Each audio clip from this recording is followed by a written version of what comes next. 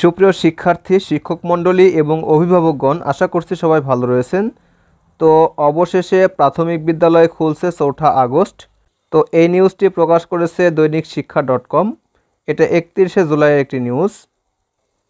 তো চলুন পুরো নিউজটি দেখে নেই। কোটা সংস্কার আন্দোলন ঘিরে সহিংসতায় কোমলমতি শিশুদের নিরাপত্তা বিবেচনায় বন্ধ থাকা প্রাথমিক বিদ্যালয়গুলো ধাপে ধাপে খুলে দেওয়ার সিদ্ধান্ত নিয়েছে সরকার। আগামী 4 আগস্ট থেকে দেশের 12টি সিটি কর্পোরেশন এবং নরসিংদী জেলার পৌর এলাকা ব্যতীত প্রাথমিক ও গণশিক্ষা মন্ত্রণালয়ের আওতাধীন সব সরকারি প্রাথমিক বিদ্যালয়, শিশু কল্যাণ ট্রাস্ট পরিচালিত শিশু কল্যাণ প্রাথমিক বিদ্যালয় এবং উপানুষ্ঠানিক শিক্ষা ব্যুরোর আওতায় লার্নিং সেন্টারগুলোর শ্রেণী কার্যক্রম অনুমোদিত সময়সূচি অনুযায়ী চালু হবে বলে জানিয়েছে প্রাথমিক ও গণশিক্ষা মন্ত্রণালয়। বুধবার 31শে জুলাই প্রাথমিক ও গণশিক্ষা মন্ত্রণালয় এক আদেশে এ তথ্য জানায়। এতে আরও বলা হয়, উপর্যুক্ত আদেশের আওতাভুক্ত সব জেলায় চলমান কারফিউয়ের সময়সীমা বিবেচনায় রেখে শিখন সময় সমন্বয়ের প্রয়োজন হলে সংশ্লিষ্ট জেলা প্রাথমিক শিক্ষা কর্মকর্তা স্থানীয় বাস্তবতার আলোকে তাৎক্ষণিকভাবে প্রয়োজনীয় সিদ্ধান্ত নিতে পারবেন। কোটা সংস্কার আন্দোলনের সহিংসতার কারণে 18 জুলাই এবং 21শে জুলাই দেশের প্রাথমিক বিদ্যালয় বন্ধ আছে।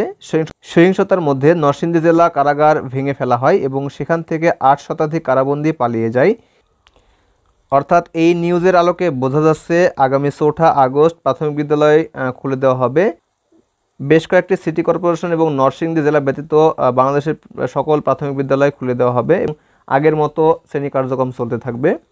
তো এরকম একটি নোটিশ প্রকাশ করা হয়েছে, চলুন নোটিশটি দেখে নেই।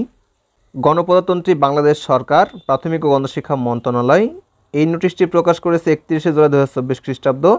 এখানে বিষয় রয়েছে প্রাথমিক ও গণশিক্ষা মন্ত্রণালয়ের আওতাধীন প্রাথমিক পর্যায়ের শিক্ষা প্রতিষ্ঠানসমূহের শ্রেণী কার্যক্রম চালু প্রসঙ্গে। অর্থাৎ বিদ্যালয়ে শ্রেণী কার্যক্রম শুরু হবে এবং আগের মতো ক্লাস চলতে থাকবে।